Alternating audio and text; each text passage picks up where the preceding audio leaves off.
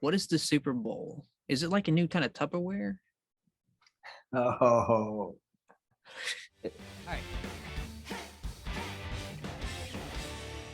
All right. So, hi, and welcome to the Johnny Random Show. Today is the deep dive on housing. So, we're going to go through and share our thoughts. It is February, middle of February, and of 2022, and we're just talking about how the housing market has been the last couple of years and what we expect out of the future. Whether we think it's going to be a crash or a like bubble pop or things like that.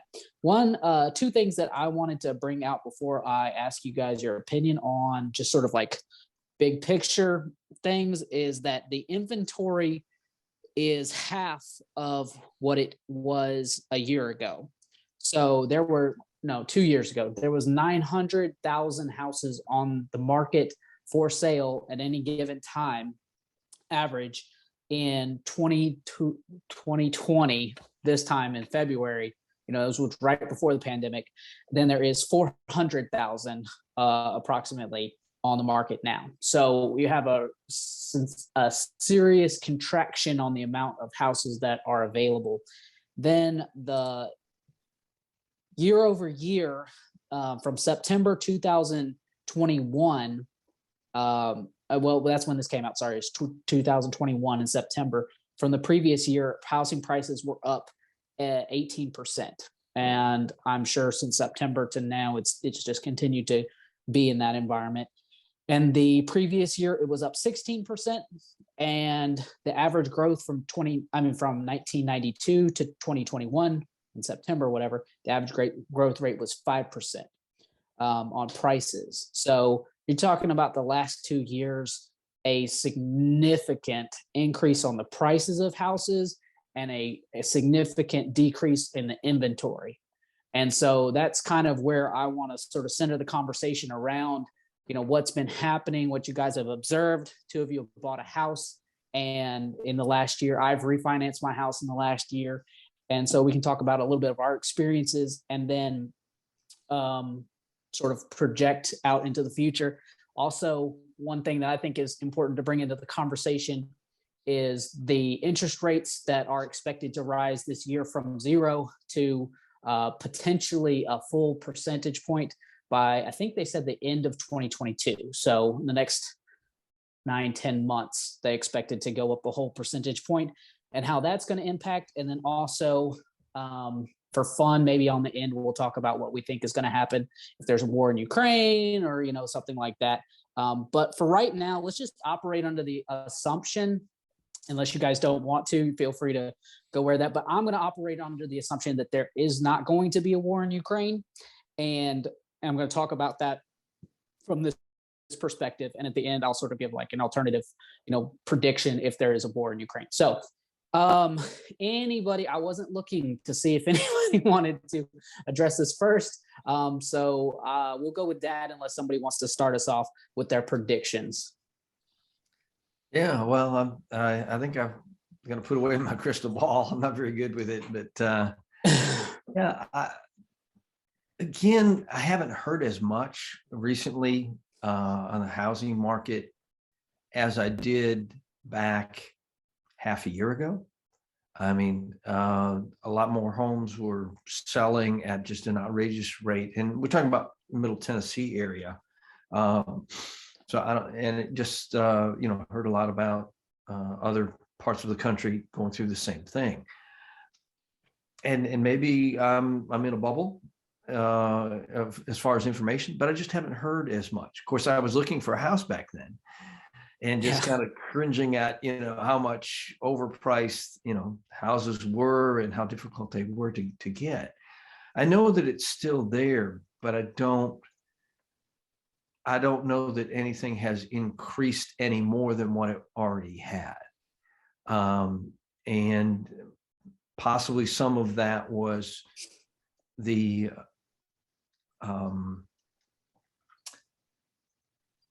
houses that were trying to get more for the money. They still had to fall into, somebody had to appraise them. And yes, they were appraising houses more at that time, but they were also showing some limitations on how high they would go. It wasn't just, anything goes kind of thing. They were still ground, holding down some of those appraisals from what some people had expected them to be. And so I just am kind of in ignorance that anything has changed since, July, September last year. Right, but you acknowledge that it was crazy when you were looking for a house. I mean, obviously, right? I mean, I think that's what We you're paid saying. more than the appraisal was just to Right. get the house. But Yeah. that is because investors were willing to pay more and Yeah. be more competitive. So, people are looking at housing to invest and Hmm. companies, et cetera. And I think that inflates the housing market prices. Yeah. Some of Any the other thoughts? Oh, go things, ahead. some of the other things feeding into what was going on in Middle Tennessee for a few years, the Nashville area has had a problem with housing inventory, as in not enough. And so that's driving things up. And then the cost of lumber skyrocketing, and the supply chain having the issues that it continues to have. Those things keep driving the cost up. So those things are feeding into housing prices. And then everybody wants to live in Middle Tennessee. Nobody wants to live in California. Right. Yeah. Let me pivot a little bit here in the question. And I guess one thing that is curious to me is, do you guys think that it is more of a supply chain issue, and that, like, everything was shut down as far as like people weren't able to build houses?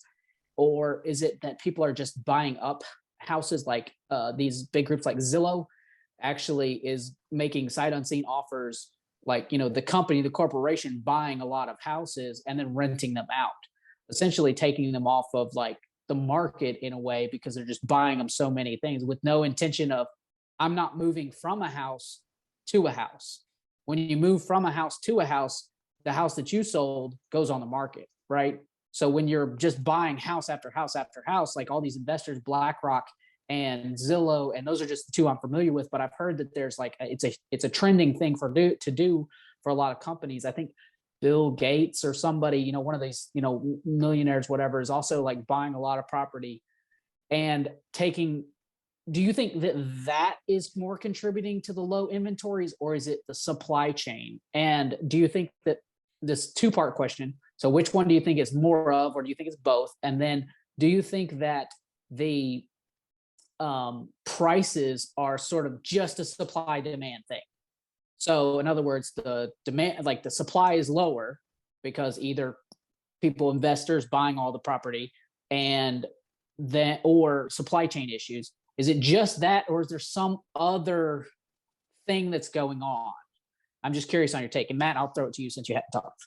I think it's both. But more so, I don't think the reasoning is that they're trying to make, I mean, obviously, I think these companies want to make money, but I think there's also partly they can't afford for the housing to crash. So in order to keep that from happening, if you can just buy up the inventory, keeps prices high, keeps things more stable. I think there's an artificial stability that's happening that can only go on for so long. And I think that's the reason that it's been continuing to increase like it is because it's been somewhat stabilized, and the supply has dropped down for a number of reasons. Uncertainty has kept people from selling, because you don't know for sure if you turn your house into money, whether that money is going to stay as valuable as it was. So liquidating your house right now is a really bad proposition, considering a lot of people are just very uncertain about whether that money is going to continue to hold the same kind of value. But people definitely want to invest in a house even right now because it's the time to get in. So it's just that uncertainty is really fueling a one-sided progression. So, and then also you do have labor issues. A lot of people are short on labor, even the construction companies, turns out. Many people will work construction because they can't find work they prefer, but they have this skill. But then you cut out that labor force and everybody's able to get any job that they really want. Construction industry kind of suffers a bit. There's never quite enough labor. And possibly the immigration policies that we had for the Trump administration could actually have contributed to lower number of construction workers. And I don't mean that in any bad way, but it's a great way to get in as an immigrant. Is like you don't have the language, but you have a lot of other people doing the same thing. So you start doing the things that your people are already doing, whether it be running gas stations, running laundromats, running construction under a foreman that speaks Spanish and English. So I think that our clampdown on immigration could possibly be contributing to the lower construction rates, but the construction rate is what we really got to look at. That's the one thing I'm not seeing a lot of people talk about. So I suspect that there is actually a legitimate shortage of construction happening due to workers being shorter, being also materials being extremely expensive. So those two factors together are affecting. That was another factor that I was going to ask you about is the you just said it, sorry. Construction, I mean, the price of things, and to operating cost for these construction companies. Do you think how much of a factor is that, if you're building a house and you have, all your, lumber coming in and that's delayed 2 weeks, it puts all of your timeline behind how much is, and the other thing too is like, right, interest rates have been super low for a long time, for the last 2 years, right? So, buying a house is a great time to buy a house in terms of, your interest rate. So that isn't deterring anyone from getting into the market. So, as the inventory gets less and less, there's still the demand because people are like, the house is the best opportunity. And I think the way you said it was really interesting, that people want to buy a house because it's a great investment. If I liquidate that asset, that cash is not growing in my bank account or any investment, potentially as fast as the house is, because we talked about how, it's gone up 18% over the last 2 years. That's an incredible rate of return. And, bringing your, liquidating the asset, keeping it as cash is missing out on that. So that would be, the fear of missing out or FOMO, contributing to that. So I thought that was pretty interesting. There's always a danger to bubbling whenever you have a ton of speculation happening, whether it be a gold rush, a house rush, a chicken rush. I mean, that's got to be a thing. Quack, quack, quack, quack. Exactly. It's moving along. So what do you guys think that raising interest rates, what is that going to do to the housing market, like over the next year? And just the fact that, we could see inventory going up as, restrictions on pandemics, become less and less and less across the country, and potentially people are going to be building more. Or do you think that it's still is it the restrictions and people like being afraid, and worker shortages, or is it just like getting those supplies to build those houses? Like, I guess it's just a 2-part question. We're fairly certain that the interest rate's going to rise, right? But we're not sure if the inventory is going to go up, or we're still going to continue to sort of like, where we're at. And how do you see it playing out? Or guess at how you think it's going to play out. Yeah, I don't know how other areas are, but again, just in this area, there's some, I don't know, 1,700 houses being built right now. So there's quite a number of houses being built. Well, these will be townhomes. Yeah. So, and I don't know how much difference that makes, but yeah, 1,700, and in 18 months, that's a lot. Well, I think that, so I'll just offer my perspective and you guys can react to this. I fairly certain that the interest rates are going to, go up pretty drastically March and then April, May, June. And, we're going to see a lot of people like the demand side go down just because the interest rates aren't going to be as good. And then I think that, I do predict, and I have predicted that we're going to see some sort of recession maybe over the next couple weeks and months, or possibly, the end of the year. And so I already sort of factor that in, go back and look at I other think you're videos that we've right. talked I about mean, that. I think you're right on that. I think I that's think you're, pretty good logic. but I think the places that are building up, like where you're talking about in Nashville area, are going to see Detroit problems where there's way too much housing. Um, but I could be wrong. We'll see. Yeah, I don't necessarily think that. I think that it's just going to cause the prices to crash, because I think that your inventory is going to go back up, which is going to be great, to the right level. And then that gives people choice, right? Do I take that house or that house or that house? Whereas before it's like, well, I got to jump on this house right now, so it's going to slow it down. And then so people's like, but then they're going to try to be like, okay, the interest rate's higher, so I have to be, maybe I'll drop back. So then it's going to turn into a seller's, market, or whatever, no, a buyer's market, where they have a little bit more leverage on which offer, who's given the best offer. It's going to slow all that down. And then I think, like I said, I think that the economy in general is going to slow down, and that will level these prices out dramatically. And I think it'll be a balance. So I tend to think that the housing crash is not going to be so much of a crash as it's just going to be, and it may be bad in some places and it may be okay in some places, but I think it's going to be an overall part of a bigger story on the larger economy of everything slowing down and leveling out. And so I don't necessarily predict anything 2008 level, where you have just people's, foreclosing all the time, anything like that. But I think you're going to see a dramatic price drop off, and it's going to affect some people in a lot of ways. So I don't know. Do you guys think that it's going to be a crash, or I don't know? Maybe I'm optimistic on this. Usually I'm not that optimistic, but that's a probability. That's one way it could play out. Depends on what happens with inflation, because if inflation goes up, people can't afford to make their mortgages and things like that. You end up with a lot of people selling their houses, no really other choice, and downsizing. So what that happens is you've got a flood on the market of housing, just like Detroit. That's what I was talking about, is that inflation is going to eat people's lunch. So if that happens, then you'll have a tremendous amount of housing, and speculative buying is not going to cover that. Right now, speculative buying, people buying up, not individuals necessarily, but other companies like you were talking about, are able to keep things crazy high. But if it happens that people cannot afford their homes, that won't be enough.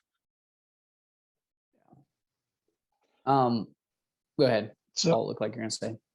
So in '08, the housing market overall, the nation took a nosedive and the bubble popped. But I think you mentioned there were areas that were more affected than some areas more affected than others. California, Florida was Florida. I think, Nevada. And leading up to '08, you saw large companies, Nissan USA, moved their corporate headquarters from California to Middle Tennessee. I drive by there twice a day most days. And so it's going to be, where is it already a combination of stupid expensive and, wow, I don't want to raise a family in this culture. That's going to continue to drive people away from places like Southern California, New York City, and they'll go to places like Texas, Tennessee, Florida. And I think because of that desirability factor, as in, certain parts of the country, people starting families want to be in certain parts of the country and not in others. I think you're going to find that those areas that people don't really want to be in are going to take the brunt of any real estate bubble popping. And the areas that people want to move to will be somewhat protected. We won't, I think Middle Tennessee is going to be fairly protected. We'll feel it, but not like California, not at all like California, not like New York City. Yeah, I tend to agree with you, but I do think that there's already such a mass exodus to the Sun Belt. There's already people moving from the north to the south and from the west to the and I think that is very, very, what's the word? It creates an environment where I think like you're saying, I think that's going to offer a little bit of protection for people. And so I think that's part of my calculation why I don't think it's going to be such a massive issue, and those places where the prices are already high, those prices are going to come down and it's going to affect a lot of people, but that they were already so high, it's going to affect some people, but I think in general, it's not going to just cause just like the devastation that we saw from 2008. So I am thinking that this is a political, channel mostly that we do on this. So I want to ask a different type of question here. I think that the fact that Zillow and BlackRock and all these places are just like buying these houses and turning them into rental properties is a bad thing, is a negative thing. And I think that there has to be some sort of potential like legislation maybe that, that, and I don't know what that would be. So I kind of want to talk about that for a second. And if you agree or disagree or don't care, sort of to that impulse, that I have, I don't think that's necessarily helpful, but what do you guys think about that from a policy level? Matt, you agreed, so I'm going to go to you first so that we can double team them if they disagree with us. No, so I think it would be great if we could have legislative answers to problems. And I think that there's probably a way to legislate this, but the question is how not to make the matter worse. And that really is the rub of it. I don't know that I have an answer to that. So I would say that it is possible, most likely, but highly improbable that a legislation could fix it, at least not on the national level. But if you went maybe state by state, they could fix some of this. But if you go national, it's just not going to be able to respond correctly. It's going to get applied to the wrong people. Because the big companies almost always figure out a way around the rules, unless they have somebody specifically applying it when it's appropriate. Yeah. They tend to have that thing of, well, we're all for legislation. This is all wrong, but in the fine print somewhere, it doesn't apply to us. Yeah, right. Doesn't like apply Congress. To companies that make over, $100 million or something, whatever. Everybody should be on the same basic welfare thing, but we're going to exempt ourselves from that.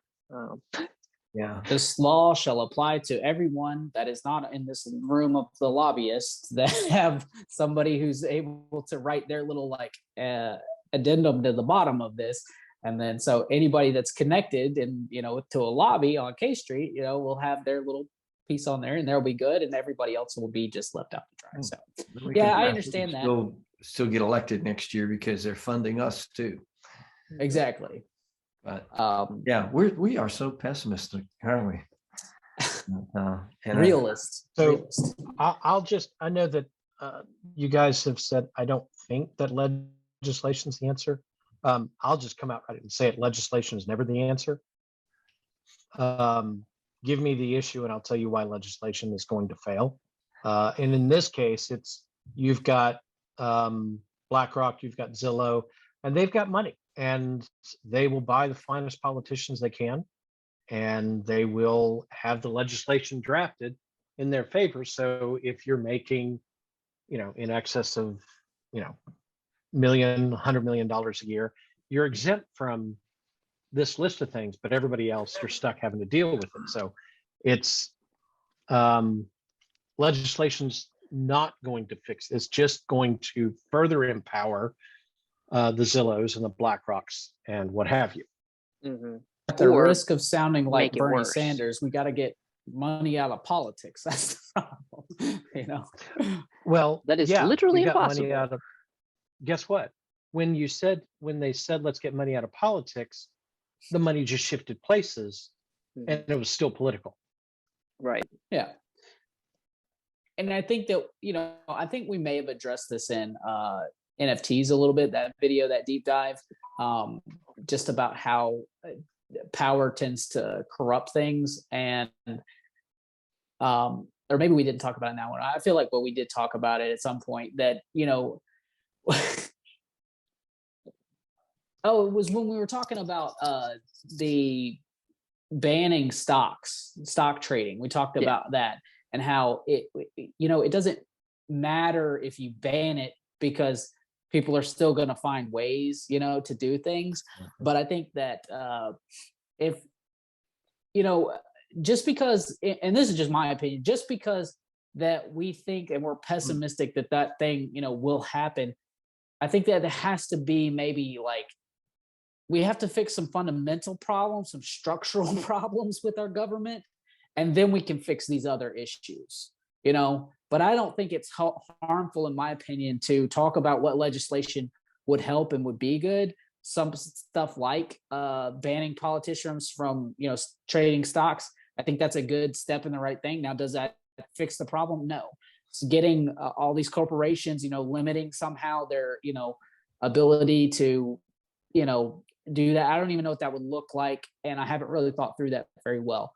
But it does seem on the surface like a very unhealthy thing for our society, for everyone who's trying to buy a house. Sort of like this consolidation of power in general, bothers me. Whether it's a tech company, whether it's a pharmaceutical company, whether it's a steel or railroads or whatever it is, all this sort of consolidation of power bothers me. Whether it's a government consolidating the power, the deep state, the Pentagon, whatever these things are, all of that bothers me. I'm anti big everything in a way. I want small governments. I want small businesses, in general. That's my general stance. I feel like that takes better care of people than big things, in general. So if you have a big government, it's probably corrupted. If you have a big business, it's probably corrupted and does a lot of bad things. So I think you hit it right. Corrupting. Corrupting. And so, to me, there is sort of a legislative answer, but it's not going to fix everything, that we're talking about. So, well, here's just a side note to think about. If the Senate was not elected by popularity vote and went back to the Constitution originally, and those two senators came from each state at the will of the state or the governor, the case may be, we might have been better off. But we've messed up the Original intent. Constitution by that amendment, and we're paying the consequences of that. There was a balance of power intended in the Constitution, and we've lost that. So, when Paul says legislation isn't the answer, legislation should be the answer in a democracy, representing not. government. Yeah. But it's not. That's the problem, is we don't have a good system of representation. Right. And we have people that that's presidents that have taken their pen and written things into law, and we have a justice system that does the same thing, and we have a Congress that has not taken over its responsibilities. We built It either bureaucracy kicks things to on the top of ourselves. Supreme Yeah. Court. So yeah, it's not that government isn't a good thing. I think government is a good thing to punish evildoers.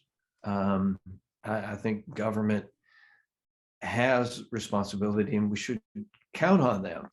The problem is it's not working. Well, we really are blessed. I mean, we badmouth America all day long, but for the most part, it is working somehow amazingly because there are good people out there. But it also is not as functional as it should be or could be had we, not gone down a road. That. So it is said that you can't legislate morality, but I would say conversely, you can only legislate morality. Morality is an outworking of what a person is, and that outworking is what we legislate. If we legislate not to kill, not to murder people, go around and take their stuff, we're legislating morality. And that is the actual function of the government. The problem is that we've not defined what the government should be legislating.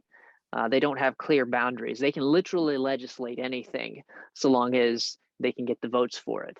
And if people with money can get people into power who will give them more power and more money, then there's nothing to say that they can't make a law that you must have a certain medical treatment.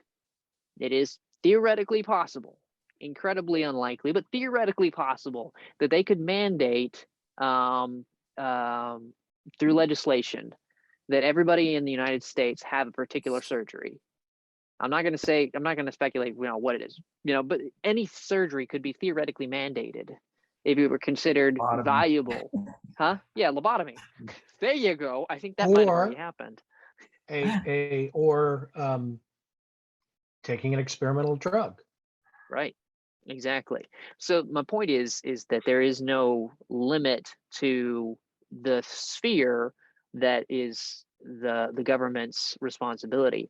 And I would say with the libertarians that it makes a whole lot of sense that the government should not be legislating, at least at the national level. Maybe there's an allowance for the local level, but at the national level, they should not be legislating the encouragement of anything.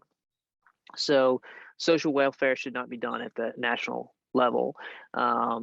Encouraging people by giving them tax refunds shouldn't be done at the national level.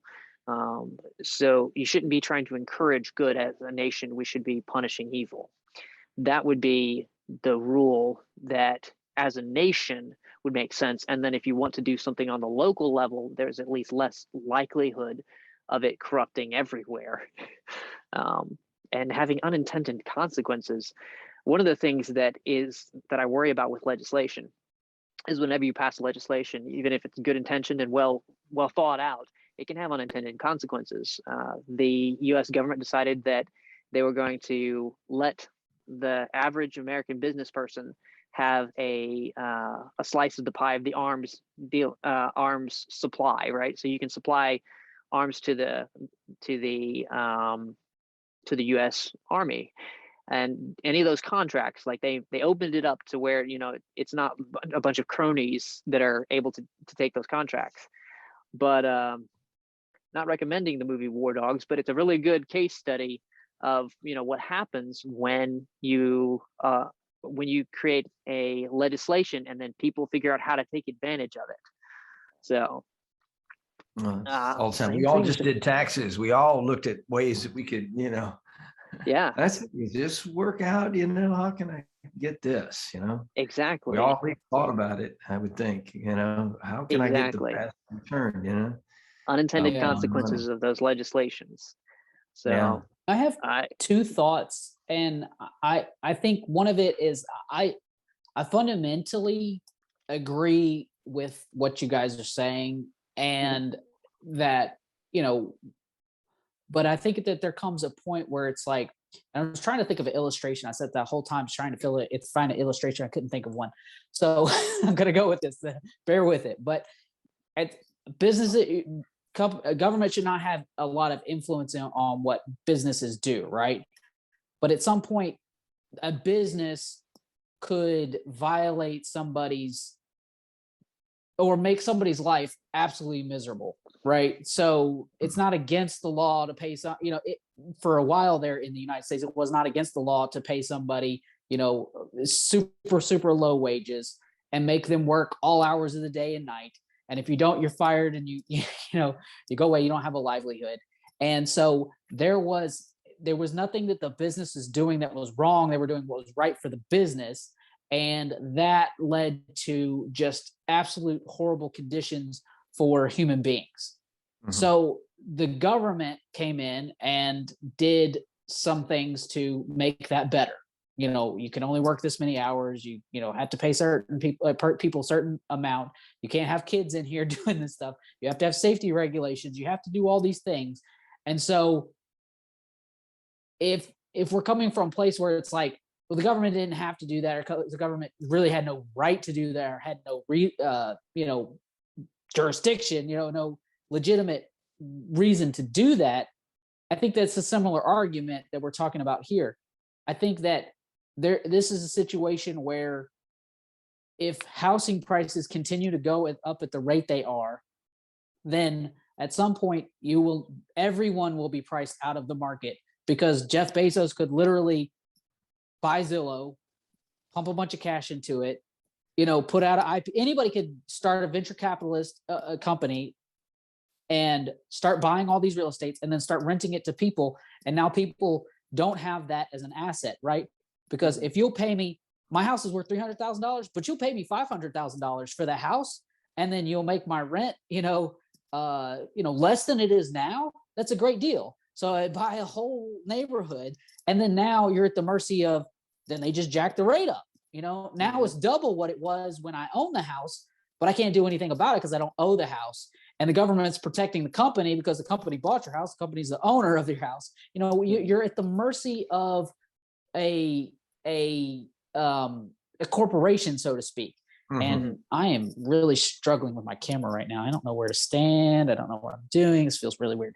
So I guess, all that to ramble on and just say that, to me, the government does have some sort of role here. I don't know exactly what it is, but I agree that we're in an environment where it doesn't matter what you do, because it will be corrupted. It's not like, and maybe it is always been this way, but I feel like if you do something, it's better than nothing, possibly. I don't know.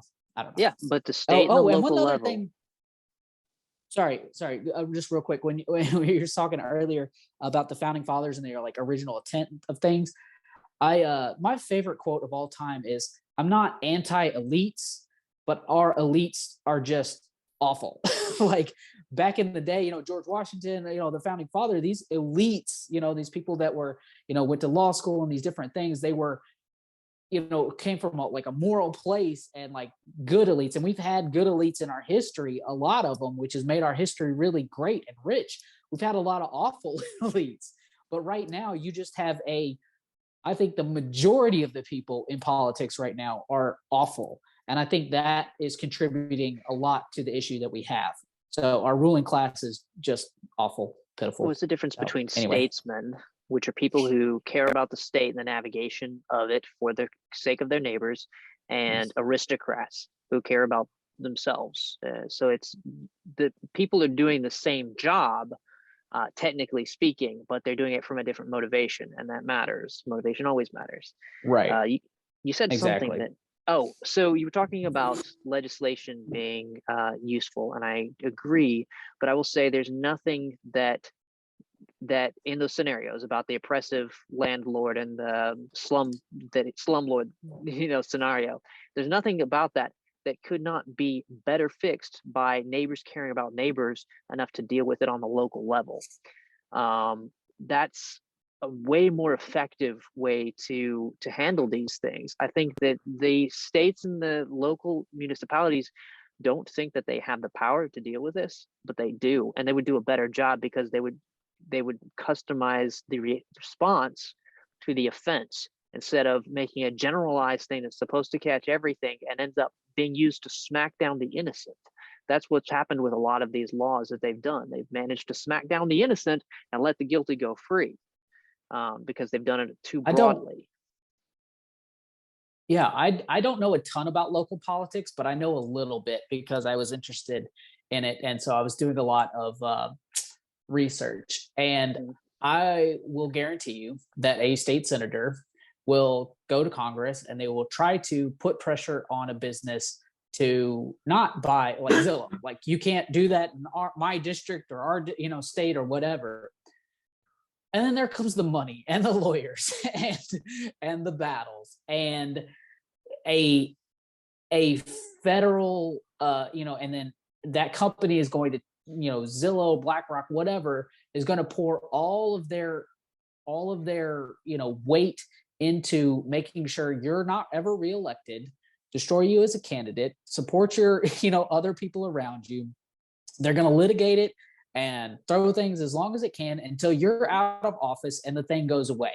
And that's because the litigation can be done at the national level. If it were not possible to do that, if it were not possible to have that type of monetary influence, like if it were seen as immoral for these giant companies to have that kind of power over a local community, and the local community is supposed to legislate these things, if it were seen as their responsibility, it'd be totally different.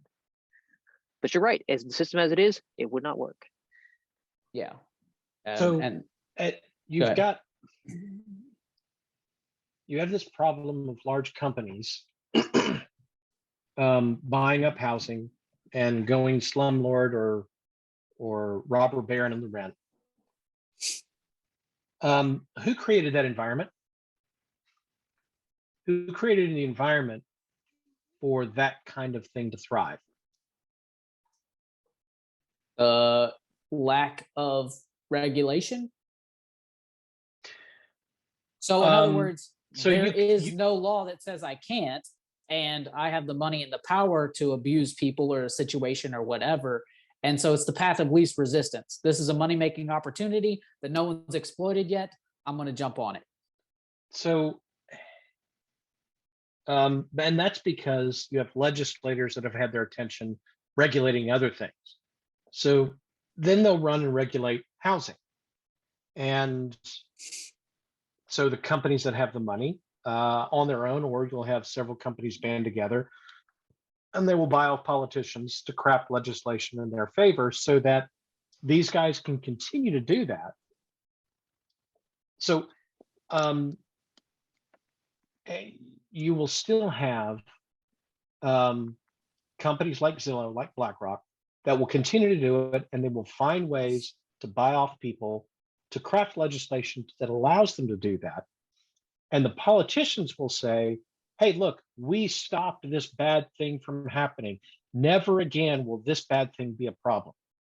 And yet, not only is it still a problem, it's still the same people doing the same thing, and it's not really been fixed. But you've got a bunch of politicians that have said, we've done something, yay, go us, vote for us when we run for office again. And victory has been achieved. Yeah, and the people responsible skirt under the radar and get away with it every single time. And one of the biggest lies in American politics is we need this piece of legislation so that this problem will never happen again. And it always happens again. And so now we need another piece of legislation and another. And in the process, you have individuals or smaller companies that would like to get into some of these kinds of markets to be able to, not make a gouging profit, make a reasonable profit. And they're priced out or legislated out because you've had Zillow and BlackRock pay off a bunch of politicians in their favor. Legislation does not work. The free unregulated market is the only thing that curbs this kind of nonsense. And especially now with communication being so instantaneous, with information being disseminated so easily, um, the lie of a monopolized government gets more obvious. And the reality is the market can and does self-correct. The only thing I disagree with you on is that the incentive for the market to self-correct. Who has the incentive? Who can come up with a better way to make money than just doing what BlackRock is doing and doing it faster? That there is no free market solution to extortion where you're just going to find somebody else that extorts you better. Like, well, that's I what just the don't. government is That's why doing. you need. But I think that you have to have some sort of way that if they make the law, and even if they put loopholes in it, whatever, then I'm getting extorted by this company, and then I get a lawyer and I spend my entire life savings and I go before the judge, and the judge says, you know what? You're right. You're right. I got to side with you. Boom. You won a case. And now there is case law. Like, they can look at those cases and say, you know what? This company is extorting people, and you build a precedence for a way to move forward. Just because you make a law doesn't mean that that law has fixed anything. You have to have lawyers that go in and fight over this stuff. And it takes years and years and years to tear down established status quos. And as much as we hate lawyers, and I hate lawyers probably more than anybody in this thing, but they are how you use the justice system over a period of time, and you can make significant, well, not significant, you can make small gradual change, but you have to have a law to stand on. If you don't have a law to stand on, and if you have popular support to put something on paper and then you fight it, yeah, there's going to be people that abuse it, whatever, for a time, but it gives you a way forward that we don't have right now. But we're kind of trying to fight a problem that hasn't really, nobody else is talking about it. I listen to a lot of news consumption, and I haven't heard anybody talking about this. So this is a very fascinating conversation. Now I'm really loving it. But if anybody has any more to add. I don't even dad. Well, as I hear the discussion, I think, again, I'm not as pessimistic on laws or the different ways we get things done. Our United States civilization, our culture has a lot of ways to get things done. People get things done through legislation. And I'm just thinking about the gun control, banning of guns and things like that. There's a significant number of people who feel very strongly about that and have tried to legislate that. Second Amendment, they haven't been able to. Not fully. We certainly have a number of laws, and there's a number of situations where gun owners become, if you shoot somebody in your own home, whatever, you still have to go through a big deal to prove your innocence, even though somebody's in your home or whatever. And there's all kinds of things. We can go down a rabbit trail, and I don't want to. I just want to use it as an illustration here. So legislation didn't work. And yet there's been Remington, who has been sued and paid $17 million, in the shooting, the school shooting. Sandy Hook. Oh, Sandy Hook. That was their insurance company that did it. Yeah, That so paid it, yeah. insurance settled it rather than the company, but still it opens up, and the question that came in a commentary that we watched today was that then that means that other companies, their insurance rates will go up because they have to own it, and they're going to be sued, and it rollerblades that way. So there's means for people to get things done if they are strong enough and feel have enough ability to get that done. The question then becomes, do we need then they already have the legislation in the sense of the Second Amendment. Does that still exist if something like the Remington thing happens? Do we still have that? These people have won their day, apparently, in some way. The question is, are there other ways to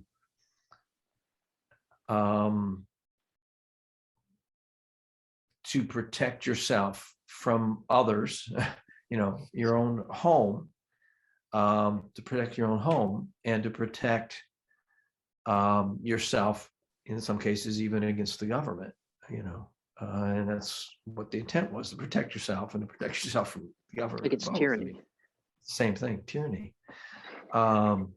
So it seems like that's going to become more and more difficult for future generations to do that.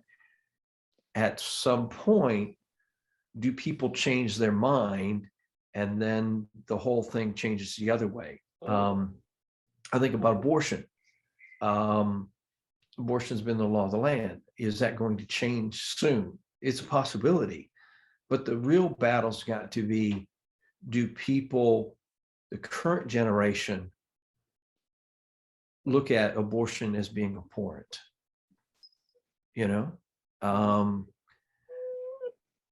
Using the N word in my lifetime was acceptable. It wasn't acceptable to me, but in the general culture, it was acceptable among whites.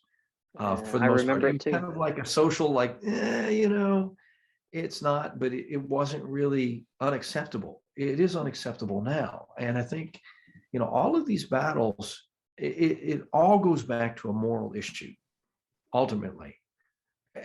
And I agree with Paul, it's not legislation. It is moral people, statesmen, as Matt said, who have character that will resist at the risk of their life, their reputation, their jobs, all of those things. It's going to take some people who are morally strong enough to stand up against what they feel is right, and enough of them. Some will get mowed down. I mean, just like there's a lot of people in Germany that resisted Hitler. They died, because they weren't a majority. And, and the same thing in our country. We were almost the second, we almost had mafias running our country and things like that in the 1920s. Early 1900s, there were a few people who stood up to them, and many lost their life, but a majority of people stood up. So it's the same thing. I still feel like if people will stand up against large corporations, not do business with them, not give their money to them, not look at it as an opportunity, if people are made aware, not to give their money to this company to, as an investment, because it's a bad company. And at the same time, that they also look at other companies that are trying to, give their money to causes that you don't feel are right. It's an individual thing. Have we changed on how we buy coffee? Now, and I don't drink coffee, so, I'm innocent. Nobody can blame me for, taking advantage of somebody down in Colombia, right? I don't drink good stuff, right? Now, I don't know about my tea. Indian person is probably getting, because of my choice of tea, the cheap tea that I buy from Walmart is probably, shaking his fist at me, and I'm ignorant. But, we're changing to organic. I mean, it's awareness. It's, do we buy free range chickens? I mean, it goes back to the same thing. It comes with awareness. It comes with building a coalition. We still have the freedom in this country to make changes. And part of the tools that we have is legislation. is our government, our leadership, and things like Innovation. that. They're not all bad. We have the opportunity of how we spend our money, how we talk, how we podcast, how we write articles. All of those things are available to us at the moment. Will we have those in the future? I don't know. Canadians are getting pretty beat up right now, in their country. Press is being taken away from them when they're protesting. Their financial situation is being acquired, stolen by the government just outright.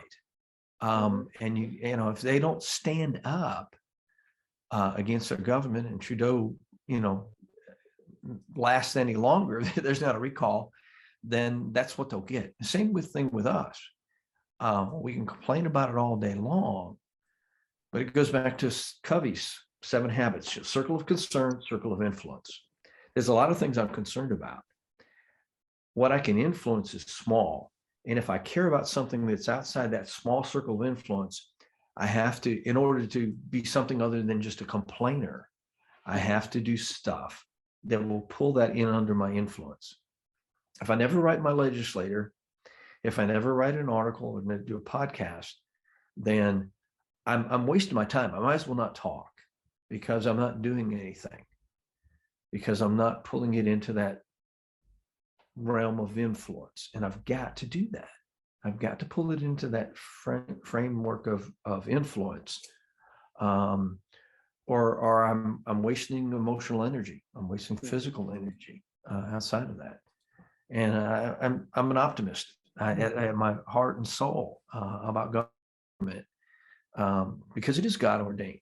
There's got to be a way in God's economy to be able to influence and to make those changes, even though we know that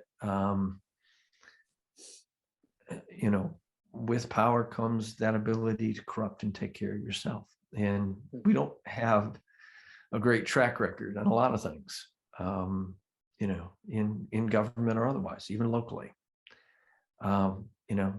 It's like your HOA. I complain about it all day long, but if you don't go to the meeting, and say and have some influence there, then, I can't do anything about the fact that they are slow and nitpicky and, whatever, ridiculous. I have to go to the meeting, and I have to influence my neighbors to, do something. Yeah. It does. Go ahead, Matt. There does come a point, though, when the snowball is no longer stoppable. And I am not certain, but I think that we may be there as far as influencing big business, because with globalization, the way that it affects things,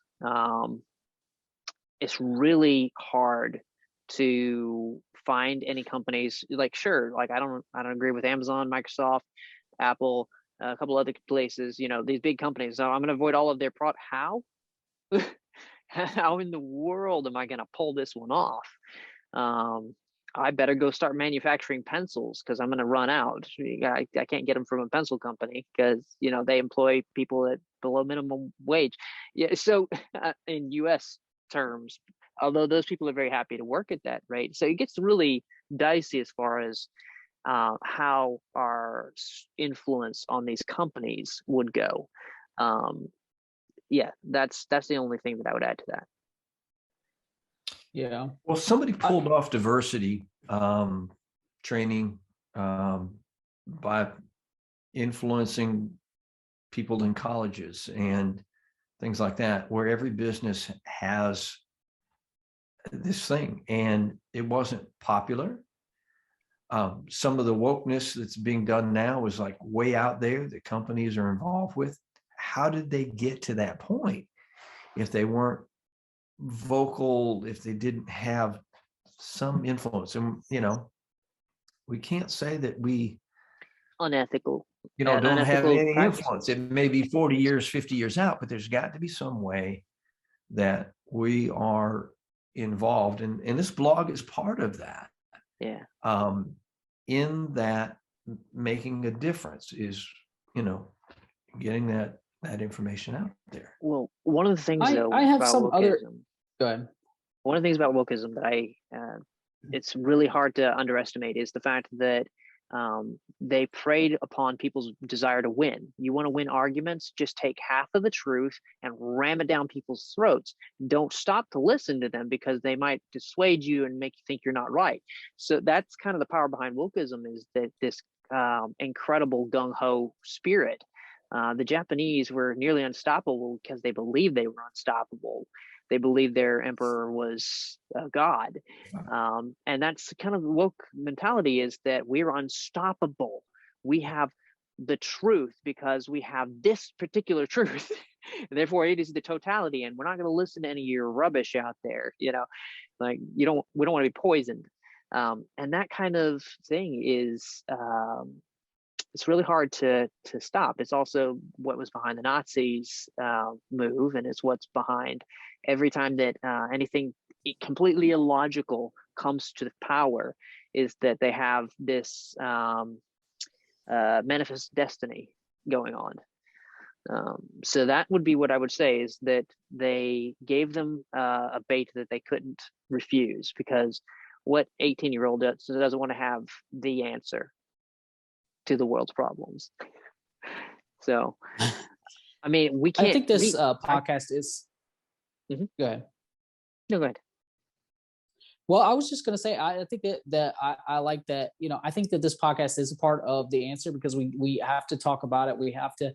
Hopefully, people that listen to this are empowered to at least understand the situation and go looking. And one thing I was thinking about when you were talking, Dad, is that you need innovation. We need people and companies to come along and do it better and to do it right, and to put bigger businesses and compete, make those companies do better. We definitely need that. I'm not against that. And I think that's a very much part of the solution. I think we need legislation, a certain amount of it. I don't think that's the answer. And I hope I've made that clear. I'm trying to argue that, for it, but I also don't think that that's the complete whole answer. I don't think you just make legislation and we fix the problem, And so I think we need innovation, legislation. And I also think that, what you were talking about with like people getting involved and knowing and voting and being a part of that in their community, and, information. So legislation, innovation, information, and then journalists. Like, where are the journalists that go and they uncover, things, and then they look into these, companies and the business practices, and they reveal it? Like, where are? I think on CNN and Fox and MSNBC, every night it should be like, we've uncovered this about this company, or this about this, animal rights things, or free range chickens. Is it good or is it bad? I mean, you should have constant Discussion. information and journalists doing their job, but that is not happening in America. And it hasn't happened in a long time. And at least as far as I know, it's just 24 hours, the same sound bites over and over and over. It's incomprehensible. And I think that is something that needs to be addressed. And then one other thing that, we've gotten way off of housing here, but I want to take us a little bit further away from housing real quick before we bring it back. And it maybe happens a little bit. Yeah, exactly. The final frontier. I think that I was watching this guy who was obviously very anti-capitalist, and I only watched half of it, but he brought up an interesting point that kind of resonated with me a little bit. Because, sometimes it's like when you want to get in the mind of somebody who you don't agree with anything, that they're saying, but you kind of want to get in the mind of where are you even coming from? Like, where do you even get this stuff? But his point was, like, it used to have like a carpenter or a shoemaker, or, somebody that made their work, and then they owned that work, and then they sold it. They made it because they made it, they owned it, and then they sold it. Now a shoemaker works for a company, and you don't own that shoe that you made. It detaches ownership from what you're doing. A dentist or something, that person is making that crown, that filling, whatever. They're actually doing that work. But so many jobs, you're in a call center, answering, phone, screening, calls and following company policies, or you're on an assembly line, that pencil is not your pencil. You don't go home thinking, man, I worked hard today. I made cars, I made pencils, I made shoes, I made things. You are detached from your labor because I made a car for someone. This is not, none of this is mine. That detachment from your work, and the way they put it kind of like hit me different, I guess. And I think what makes people really feel hopeless a little bit in our society, because you don't feel like what you're doing, if you were to drop dead, somebody else would just fill in that spot, on the I line say of good work. And luck. those shoes would still be, those shoes would still be made. Those shoes are not an extension of your creativity. They're not, you didn't have any say in the design of them. You didn't have any say in any of it. A shoe, and so that was just something. So I don't know. What do you guys think about that? And like, I think that that's bad for our society, but I can't say that I see any solution either. So There's no solution there. so So yeah. in that scenario, if you're the one making the shoes for Adidas, Adidas has design teams. They designed it, then they send it off to manufacturing, and then it gets sent off to warehousing, and then to retail, and then sold. You may not own that shoe. You had no input on the design, but you own your labor. The labor you do is yours. And you've traded that labor for the most part, unfortunately, fiat currency, but you have traded your labor for something that you believe has a certain amount of value. You might not own the product or the service, but you own your labor. And even the cobbler didn't necessarily put any creativity into that design. No, they can, but they didn't. And then the factory labor also has, I mean, they may or may not be into creativity, but there's outside outlets that they have now time to actually employ because they're making a lot more money than they would as a cobbler. So I think there's a trade-off with modern society, and you have to balance it correctly. I think Paul's absolutely right about that. Could you say that about more things that I say? It's He's working on interesting it. Rare one. that the three of us kind of went in a different direction than you did, John Mark. I have worked on an assembly line. I mean, I've assembled, stoves.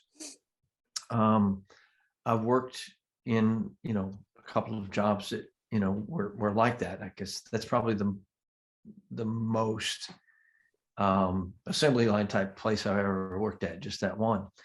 But I think that whoever you listen to either had never worked that type of job, or if they didn't have enough self-esteem. Whatever I do, whatever job I do, it is me. Whether it's me cleaning up the house or doing some menial task, whatever it is my workmanship. It is me. I like Paul's analogy, or not analogy, but truth about, you've traded your work for something, for money. But I also think that, again, as an individual, I'm proud of the work that I do. Of course, I'm more proud of when I have to create something. I mean, as a trainer, I love creating stuff that's my stuff. I took this and, created it. I like that. Certainly there's a lot more satisfaction in that than putting in, 6 screws and letting it go down the line. But at the same time, there's very few jobs I didn't like. And even at that, I didn't dislike the entire job. There were just maybe some things about it or some people that I worked with, kind of thing. Everything I've done, I've enjoyed. It's interesting to me. And I think that's more of an attitude. And I think that the guy who talks about that assembly line either hasn't done it, didn't appreciate what they did as far as self-worth, or somebody that's arrogant enough that they would put somebody down. Well, you're just doing this. And again, that may be just my arrogance and trying to figure out what their, what their motivation or morals were or whatever in that. Yeah. And I'm judging them as much as I think that they're judging. Well, I think somebody there's a else. I could be lot wrong. of good truths that you guys have brought up. But from a personal story here, I remember working at the lab, and I would get samples that the nurse would bring down, or whatever, carrier would bring down to the lab. And I would print off a sticker and I'd slap it on there, and I'd put it in a little bucket. And then as the bucket gets full, I'd take it to the bench, and then they'd run that, and that sample could have literally come from the emergency room and been the test results that could give the doctor the information that they need to do some intervention on that patient and save that person's life in that hospital. And I was a piece of that. My timeliness could save people's lives. My work, even though it was monotonous and repetitive, and I just printing labels and do it, whatever. Oh, the doctor, meant this test, whatever they put it on, whatever, that doesn't make sense, but I, fix it and do it, whatever. Took my knowledge, my lab training and my skills, and I put it to the work. But you know what? I felt horrible in that job. I did not feel fulfilled at that job at all. I felt like a cog in a wheel, like a hamster. Like, it did not feel fulfilling to me, even though I knew I was a part of saving people's lives. I valued what I did. But for me, I was so much happier when, I was making standard operating procedures, SOPs, for how to how to do this, and okay, we're going to do this more efficiently, whatever, managerial tasks, whatever. So I think maybe there's a personality type that doesn't appreciate that. So maybe the free market should sort that out. I did end up not working in that job. I work in a job now that I really enjoy, where I get to do a lot more types of things like that. No, comrade, you do what the government says. But I don't know that there's just a ton of people out there that really like being a cog in a wheel, and it's Paul's thing is, it's if you like the design, you could go work on the design team. That may not be your design, but you're doing something, there. But what if you're not smart enough to do a design? What if you're not smart enough to do, and I hate to say it that way, but what if you didn't go to a school where you did particularly well, you didn't have a mom or dad, or, you only was raised in a single household or something, and you really don't know how to do, anything, and you don't have any kind of creativity sense, but you're just sort of left to a job where you're just doing that. And I know it's kind of obscure, but, and maybe it's a temporary thing, because that person will, if they are do get good at it, and they are made for some other type of work. I don't know, I just don't think that there's a lot of jobs in our society left where you get the opportunity without some pretty significant training to use your hands. And even if you're a mechanic and you like to work on cars, whatever, unless you want to starve, you probably ought to work for somebody who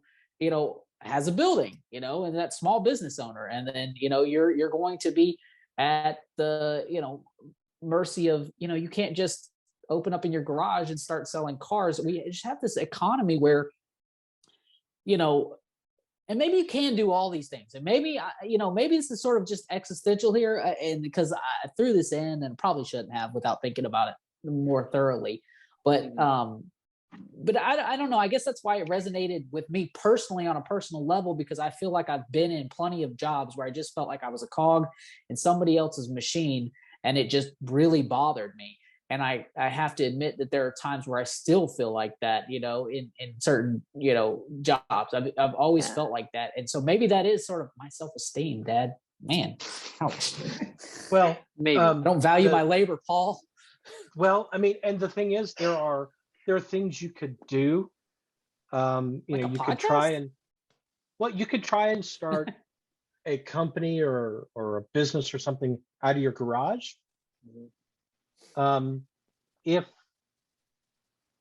If you're allowed to, if Yeah. like If it's not overly I regulated. have a friend. Yes, I have a Mm-hmm. friend who Thought you were makes going there. guitar pedals. Huh? I thought you You were know going who there. I'm about? Yeah. Yeah, Oh yeah. I have a friend Go who ahead. makes guitar pedals. He fought with the city and the county for a year over whether he can have a business on his property or not. Because one guy in the codes department said, sure, this is fine. And another nitwit in codes said, no, you can't. And that's just one story.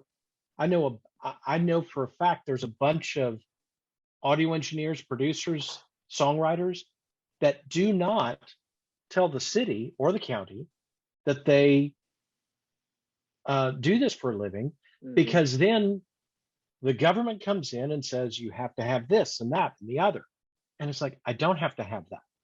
I'm my only Or employee. Why does OSHA care? right, or in my guitar pedal friend's case, the guy from the city walks in from the codes department and says, you've got your guitars hanging on hooks on the wall. This is a retail shop. No, it's not. This is how I display my guitars. No, it's not. I know better. I know that if you have your guitars hung like this, you are trying to sell them. Mm-hmm. Well, my friend may loan his guitars out, or he may rent them out to somebody for a session, but he has no interest in selling them. Mm-hmm. And In Rhode Island, any truck, any pickup truck is considered a commercial vehicle, not because it is a commercial vehicle, but because it could be a commercial vehicle. So yeah, so These are government overreaches for sure, and they yeah, need to be, and that's why we need better elites, right? People that yeah, aren't morons. or no And elites, or no yeah. elites. And so when I say, when I sound pessimistic about government, you don't hear me pessimistic enough. It's like Ron Swanson going into the restaurant and saying, I want a plate full of bacon. I'm afraid you didn't hear me. I said all of your bacon. I have no faith in monopolized government, which is what we have. There's no check and balance on it, except for And itself. And I agree with you, but I'm I not have no opposed faith to- in monopolized business either. And I think that's I'm- power exists. You can't just erase power hold on, if it's hold not on. power in the. Go ahead. So I'm not opposed to governance. Governance and government are not the same thing. And governance can have some actual checks and balances that are external to itself instead of internal to itself. But government, it's a monopoly, and all its checks and balances are internal. All of them. We still can vote. That's still an If that it's is not still stolen. an internal. Well, you can now. Well, when Republicans and Democrats stop actively preventing third parties from getting on the stage, from being on the ballot, then I'll start to get concerned about stolen elections. Until then, stop. Until then, I look at both parties and go, stop crying, you're a bunch of hypocrites. A party is Because just a group of people. It's a business. It's like a nonprofit business. These are just consolidated groups of people that are unregulated, that have say this is that. It's not. The parties are not government. The Republican Party, the Democratic Party are not government. I'm just anyway. Yeah, we're getting down. Okay, back to houses. We've gone way off the rails, but it's been good. But this is what happens when you expect the monopoly. I mean, nobody likes monopolies of business, and that's fine. But this is what happens when you have this other thing out there that's a monopoly with no actual real checks and balances that make much difference. Yeah, I think that we again, I go back to while I agree with so much of what you're saying about like power and government, whatever, I also look at authoritarian dictatorships do it better. You know what I mean? Like Catherine the Great, whatever, built a railroad across the entirety of Russia and lifted them from being just like a poverty country of just a third Right. world country, basically in a couple of decades to A second fighting world country. well, okay, but fighting in the world wars, you know what I mean, and having Right. tanks and all these things that happened overnight because a dictator can just do that. China just decided, hey, you know Catherine the what, we're Great gonna was 250 or 300 years before World War One. Are you talking about the Russian? 1800s, right? Whatever, when the railroads, she built the railroads thing. I don't know. And maybe the wrong dictator, ruler. but the fact is a dictator in Russia said, I want a railroad and I don't care how many peasants die in it. More people probably died in the railroad than ever rode on it. I'm just exaggerating. But the point is like dictatorships get things done. And because it's the point of it's at the point of the gun, right?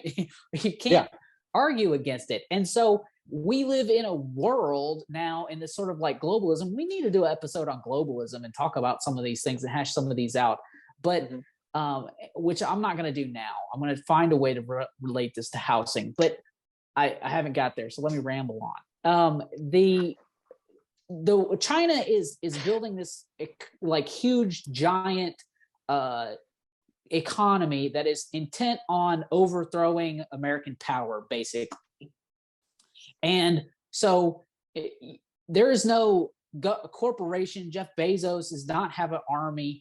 Walmart, all these things are not capable of having an army built anything near what the American military can do and should do, and should be one of the primary functions of government is protect the people that live within the borders. You know what I mean? And so when we're talking about power, like the government having too much power, yes, but also I want our government to be something that we elect democratically and that also can defend us if the barbarians come across the hills or whatever, so I guess there's just always this balance that has to be played out. That's really what I'm getting to. So with that, any final thoughts on the crash of 2020 for our housing? we got so far off. I don't even know. I feel like there was something else I wanted to talk about with housing, but we talked about inflation and the low housing market, like as far as availability. And I'm surprised that we're not all as pessimistic as I figured we all would be. Looking at the numbers, it's going to crash. I think that it's the bubble is going to pop, but I don't think it's going to be anything like 2008. So that's my final thoughts. Everybody can maybe have some final thoughts. I think Matt dipped out on us. So y'all can have final thoughts and then we'll wrap this thing up. I think there will be some kind of crash. I don't, places like Middle Tennessee, like Texas, like Florida, where people seem to want to move to, that desirability factor is going to protect those parts of the country from, it'll protect their home values for the most part. California is going to take the hit. New York City is going to take a hit. Detroit will continue to take a hit for as many people that can get out of Detroit. But I think I wouldn't say we have a free market, but it's free enough that, there will be a bubble pop and we'll move on. There will be some people that are significantly hurt more than others. And to a point Matt made, I don't know, I guess half hour ago, it's going to be people looking after their neighbors. It's not going to be somebody in Washington, be it a politician or somebody head of a non-government organization saying, hey, we've got to do this, that, and the other. It's going to be going next door, going down the street and checking on our neighbors. In the areas that are the worst affected, that's how they're going to survive. I'm going to mute my microphone now. Okay. Yeah. Dad, go ahead.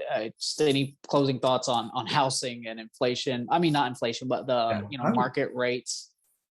Yeah, I would tend to think Paul, the same way, is it will be certain areas. It'll be state by state, county by county. Of course, inflation is going to affect everybody. It's going to generally just slow things down. If the supply chain continues to be, messed up, that's going to also, make it difficult. Labor shortages are going to affect it. So, I mean, overall, housing being built is going to be slow, which means prices will continue to be up there, and then there'll be a number of people that won't be able to, so there's going to be kind of a slowing trend, gradual trend there that, there's just a lot of the factors. Homes will still be built, and in our area, quite a few. People are still going to move from California here and other places here, Colorado, wherever, in this direction.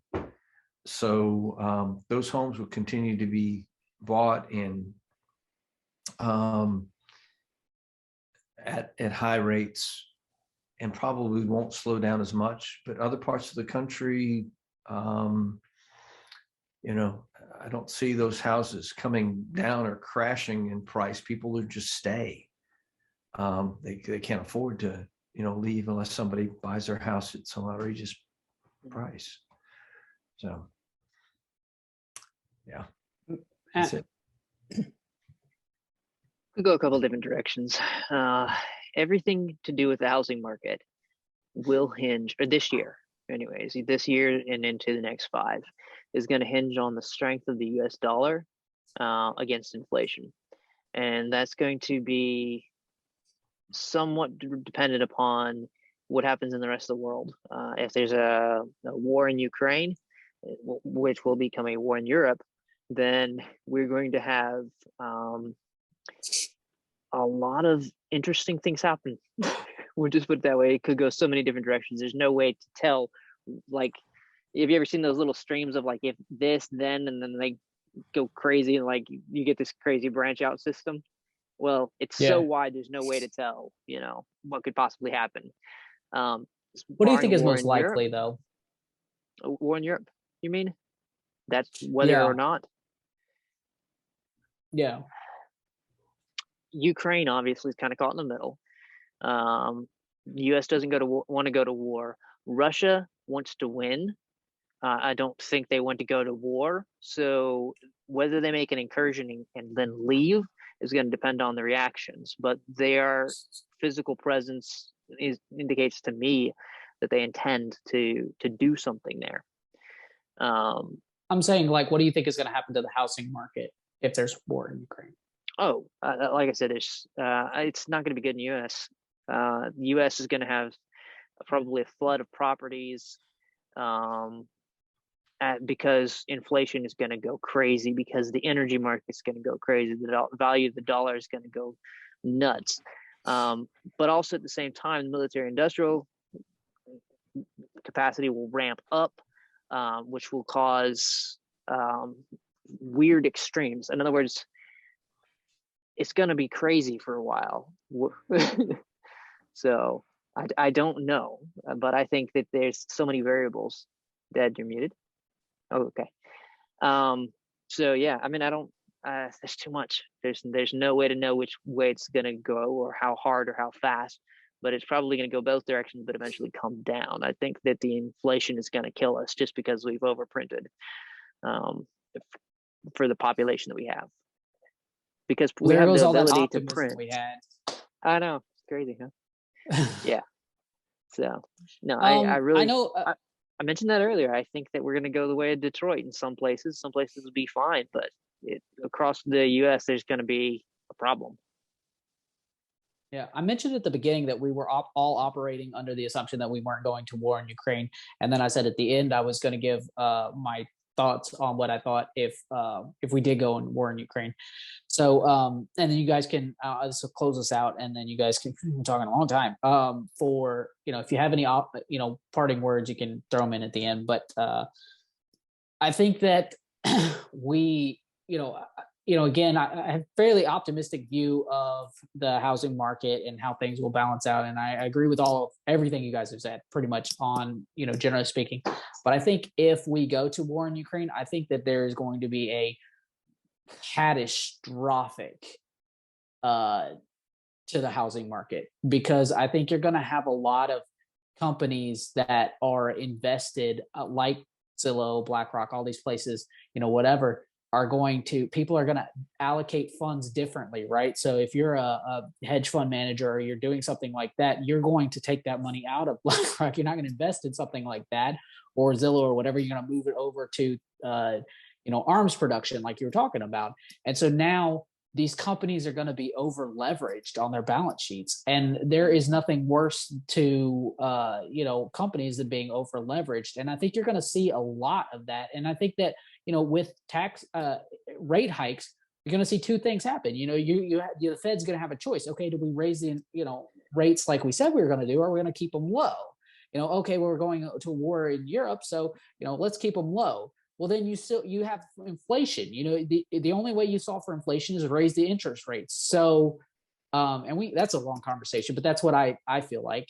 Some people don't think that necessarily, but that's what I think. And so you're going to have a real issue where inflation is going to continue to go up. You're going to have demand issues. All these companies are suddenly going to be over leveraged. And that's what happened in the economic crisis in 2008.